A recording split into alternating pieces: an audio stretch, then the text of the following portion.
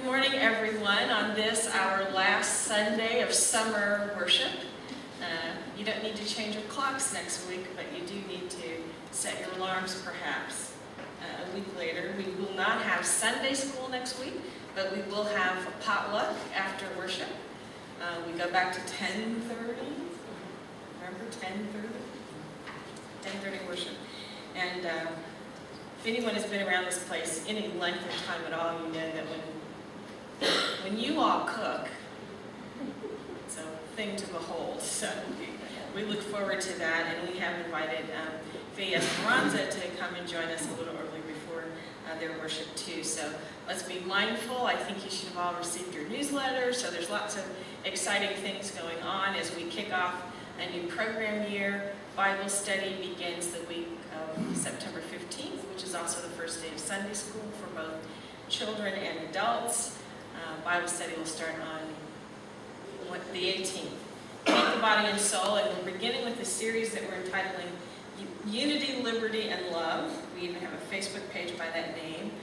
But we're sort of building off of some momentum for General Assembly and considering and reflecting on what our identity is as a movement of Christians. What does it mean to be a part of this denomination that resisted being a denomination for so long? And so we'll spend several weeks there and then move into Advent. We'll start our Advent study a little early this year because Advent begins so late, actually, the first Sunday in December. But we'll fit in some Jeopardy. We're continuing with our study with Luke Timothy Johnson from Emory University in Sunday School. Still looking for people who want to help facilitate, teach Sunday school. Remember our lesson, our sermon from last week? Do not refuse the one who is speaking. So if you're tapped on the shoulder, if you feel the Holy Spirit calling you to help with Sunday school, we provide the curriculum and resources. We just need people to help facilitate conversation, and Sue's looking for extra folks to help with the children during worship. So that will all kick off back on September 15th. We had a huge storm the other night, and through the rain and flying leaves and everything else that was swirling around, a group of volunteers led by Becky and Bob and Gail came back to put our chairs and things back in place along with help from Fe Esperanza. So we thank all of them for that work and putting all the instruments back together. When you're a member of a small church, you get called to do everything. So we want to send a thank you to those people who were so helpful doing that. One final personal thought. Walter returns from Indonesia on Tuesday. Thank God for the rain because I have not had to water the flowers as much. So I think everything will be alive when he comes back. He saw sort of a Jesus impersonator. So the message that came back was, I have seen Jesus.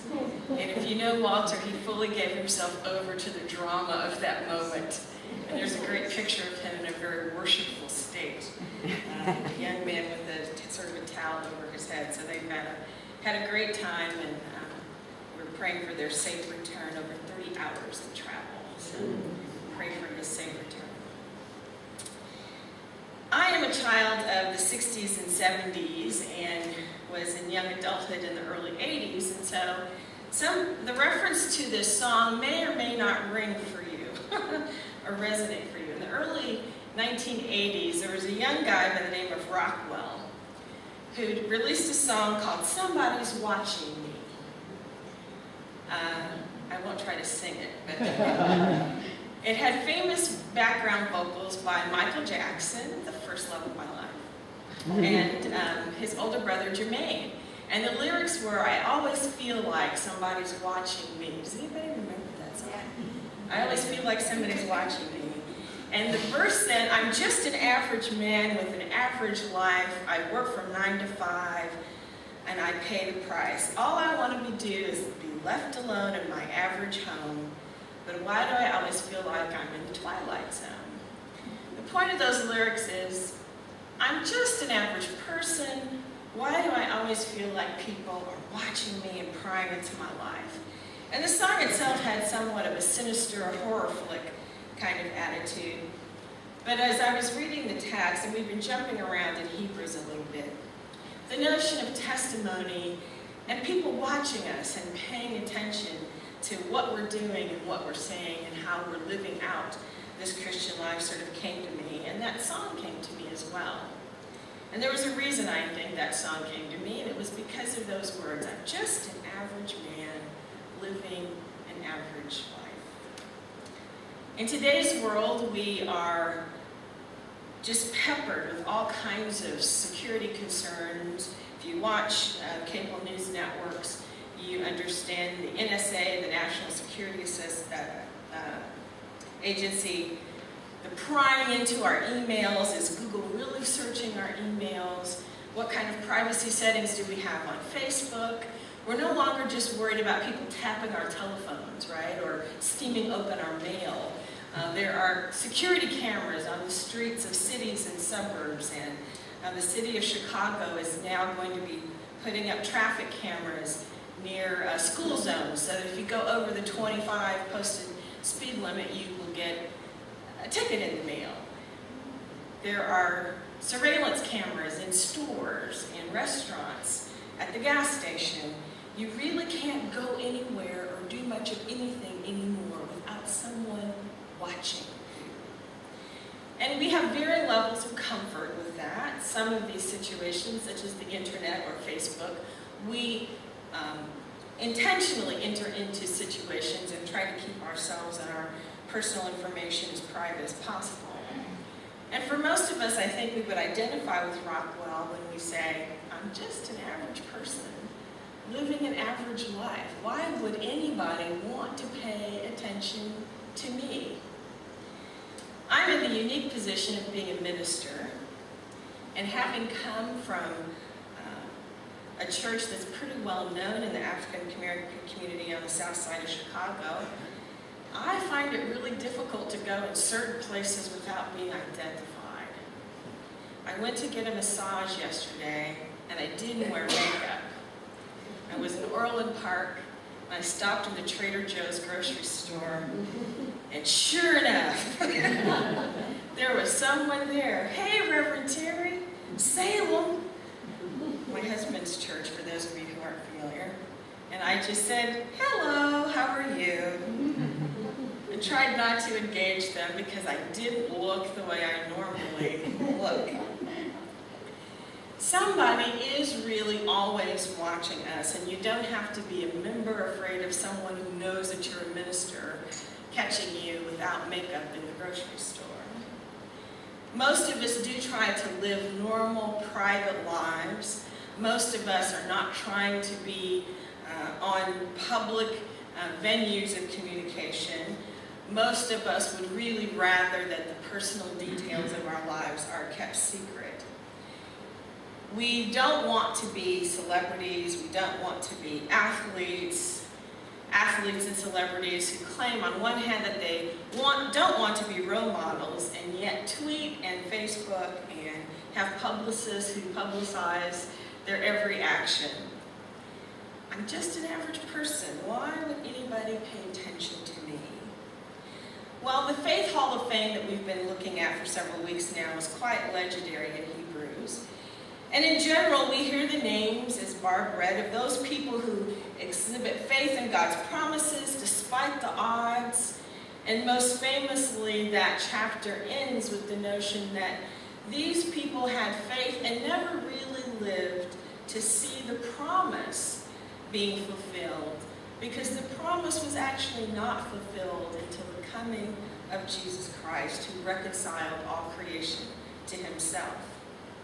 Abraham, as we know, didn't know where he was going, lived in a land among strangers, lived in tents, lived in a temporary situation, not yet ready to put down roots because what God had promised had not yet happened. One lesson that we learn from this text is that we have to trust God without seeing what he has in store. That one move will surely lead to another move, and with every move and step that we make in faith, God continues to reaffirm and to encourage us in making the next move, the next step, simply living out our faith. So those wonderful Old Testament figures were in fact ordinary people. They were not necessarily rich or famous, although Abraham himself was very rich. He became famous not because of anything he did, but because he lived his life in complete trust in the promises that God had made. The disciples, the Apostle Paul, all of the people that we read about in the New Testament and the early churches were not living some sort of celebrity fairy tale. There were not news reporters waiting to take statements. There was no internet, no Facebook, no Twitter. There was no way in which these people could self-promote, as if to say, look at me, follow me, read my blog. I am a Christian of high integrity. I have deep faith. If you pay attention to what I'm doing, you're going to be just fine. Those people couldn't make those kinds of claims because in their lifetime, as in our lifetime, the story of faith, the testimony of faith that you make, is usually never, watch me to see how it's done. Look at my life, it's a model of perfection. Look at my life, I am the very example of all that God can do in blessing. If you have that testimony, you should go on the road. You should write a book, and there will be a book deal. I have yet to hear of someone who has seen the blessings of God without being tried on some hand.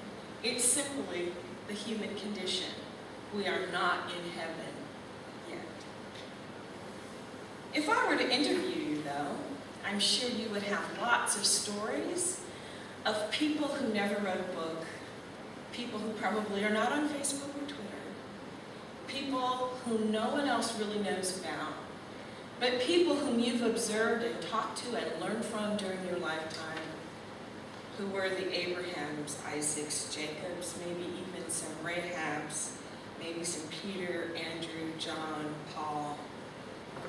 People maybe who never intended to be famous, people who never intended to be exhibit A of the Christian life, but people who nonetheless lived out faithful, dedicated, and committed lives in their homes, in their communities, in their churches.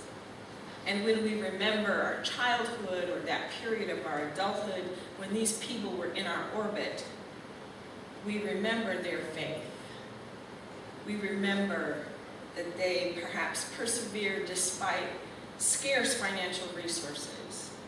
We remember that perhaps they were widowed, or perhaps that they overcame difficult physical health situations. If I were to ask you to look really deep into the recesses of your memory, there are some heroes of faith in your own life who never asked to be remembered, but simply did what God called them to do. That could have been straightening up chairs in the church. It could have been putting the coffee on. It could have been teaching Sunday school. It could have been organizing school supplies for a back-to-school fair. It could have been being a librarian for the church choir. It could have been the quiet deacon or elder who visits the sick and takes communion. It could be those who carefully prepare to pray at the Lord's table each week. It could be just someone whom you knew was always there, and no matter what was going on in the church, that person was always in the mix, always supporting the work of the church. Maybe it was the person who always made great stew to take to Pads, or the person who spent the night so that someone could feed the Pads guests breakfast the next morning. Maybe these people never said a whole lot about anything. Maybe they even just nodded at every congregational meeting. Maybe they were the people who fought vigorously against everything in the congregational meeting. Maybe these were the people who just gave generously and quietly, never really calling attention to their faithfulness and their stewardship. Most of us are not trying to live public lives, and neither were the people in Hebrews. But the reality is that because of Christ, Our relationship with God through Jesus Christ is, by definition, a public relationship.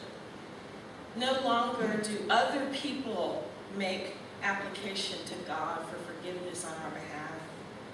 No longer does our relationship with God depend upon whether or not we've offered the right kind of sacrifice in the right way at the right time. It doesn't matter anymore what we wear. It doesn't matter anymore what day of the week we choose to worship. You know, we could actually have worship on Tuesday morning and it would still be a holy day. We have a tradition on Sunday because it's the day of the Lord's resurrection, but we no longer have laws, spiritual laws, telling us when and how to worship. The only thing we hear from Jesus is to worship the Lord in spirit and truth, to be a cheerful giver, and to always, always love as he has loved us. This Faith Hall of Fame is not a public record.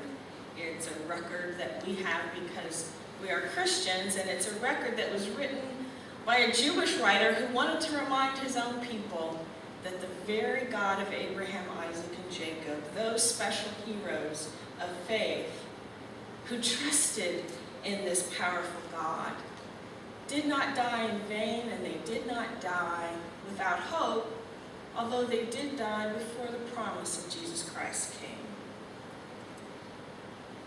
Someone once said that Jesus has no feet but ours, he has no hands but ours, and there's another common saying that says, you may be the only Bible that someone will ever read. So how in the world are we, such private people, although passionate and committed to the message and the vision of our Lord Jesus Christ, how are we to live in a world where I promise you it's not just the government and the city with cameras and eyes on you, but people are watching. Even in our congregation, people are watching. You may say that you're not, but you are. You're watching me. I should try an experiment once, as Reverend Carey did at Salem. He got some of that famous costume stuff that you can spray on that sort of smells like a mixture of sweat and urine. He didn't shave, didn't comb his hair. He had a hat on and some big baggy sweat clothes that he dirtied up with some mud. And he slipped in the back of the sanctuary one Sunday and tried to crawl across a couple of people to get a seat. The reaction was horrifying. People pulled away, they pulled in, they scrunched up. They made room for him, but it was kind of clear that nobody really wanted this smelly, dirty guy sitting next to them. People were watching. Reverend Carey was watching. And the next time he preached, boy, did we hear about it. What did it say to this person who was undesirable? That we physically couldn't tolerate this smelly, dirty person. On another occasion, someone in my new members class told me about a young mother who came in late with 2 or 3 small children. And the usher actually tapped some shoulders, some men who were sitting in seats toward the back, and said, "Excuse me, would you mind giving your seat up to this young lady and her children?" And they did. The woman joined Salem that very day. She had been to another church, big church, the previous week, and she had been told there was simply no more seats, no room for her to worship. She was watching. She was paying attention. In a small church like ours, we recognize visitors, right? Because we all know one another. And we want people to feel welcome. But sometimes we can make incorrect assumptions as well. And about why people are here and what they want. We have to be really, really careful how we behave, how we act, because although we want to welcome people, we don't want to smother them either. We want to allow them to kind of get to know us. The best thing we can do is just be ourselves, be kind, be loving. Be sure to invite them to coffee hour, chat with them, but not make them feel as though somebody's watching you.